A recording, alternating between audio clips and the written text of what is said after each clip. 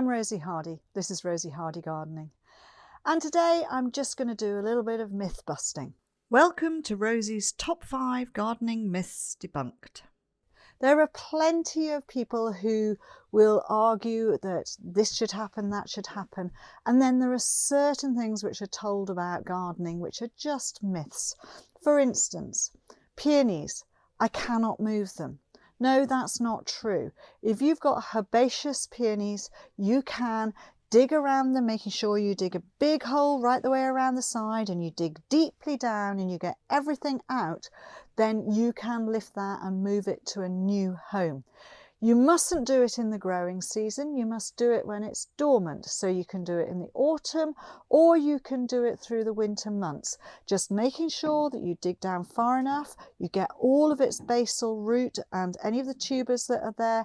You lift it carefully. You have prepared a hole which is a little bit bigger from the point of view widthwise than what you've taken out. And you also don't do it too deep. So the same height that it was when you lifted it out of the soil. They do not like to be planted deep.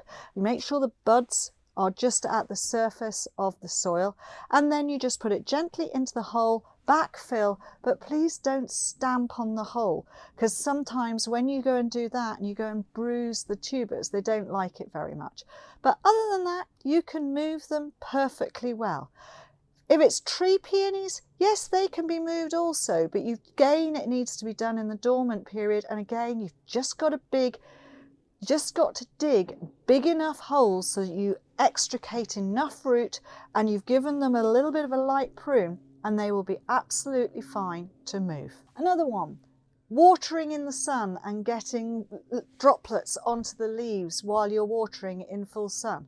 Well, if that was the case, all the tropical plants that grow out in the forest and get downpours every single day would all be completely burnt. No, it is a myth. The little water droplets sitting on the leaves are not going to act like a magnifying glass. They're not going to burn the leaves. It is all about the fact, especially as most leaves will probably point slightly down and therefore the water runs off anyway. The main thing about it is, really, you shouldn't be watering in the middle of the hot day, and where you should be watering is into the roots, so not over the top of the plants necessarily. But if you're growing tomatoes, you put water over the top of your tomatoes to help with pollination. So it is something that is a myth. You can water in bright sunlight, try and put it down into the roots rather than over the top, but if you splash the leaves, don't worry, it is not going to burn. They will scorch in the hot sunlight, but that's not due to the water. That is due to the fact that they're just getting so hot. Sand added to clay soils will help with the aeration and make the soil better. No. Sand is a tiny little particle. Clay soils are tiny little particles. Add sand into that match and you've basically made cement. So don't do that. If you're wanting to help your clay soils, organic matter, organic matter, organic matter. That is what will help.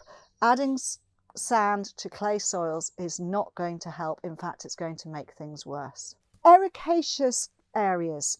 You want to get your pH to a point whereby it is far more acidic than it is already. So say it's neutral and you want to add a little bit. It doesn't really help, I'm afraid, especially if you've got alkaline soils and you add ericaceous compost to that. There have been studies done at a local agricultural college not far from here in Sparshot for over the last 40 years, whereby on chalky soils, they have added ericaceous compost to those soils over the years. And instead of the pH going down, the pH has actually risen, because as the ericaceous compost reacts with the alkaline, it gives off acid, and that then in its own turn changes the chemical format and it actually pushes the pH up rather than dropping it down. So there's science out there to show you, if you want to make an ericaceous area, you've got to have it containerized and use your water. Adding it to your soils is not going to make any difference. Drought tolerant plants don't need water. Well, that isn't right either. If you buy a drought tolerant plant and you put it into a completely bone dry area, you still need to give it some water for it to establish in that area. Once it is established, then no, it won't need as much water. But the fact that they don't want water at all is not actually quite that true. They will get dew, they will get any little bit of splash of water, say from little showers. So that's not quite true. They do need some water to keep them going or get them established in your gardens, and they want free draining soils, but they can't do it themselves if you just put them straight out into dry areas. I hope that has got rid of some of those myths.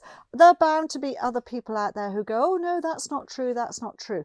But that's the beauty of gardening, is that you try things out, look at the science. The science will tell you exactly what to do, especially when it comes to the watering and the ericaceous and also the drought tolerant plants. Thank you very much for listening, and please do subscribe to the channel.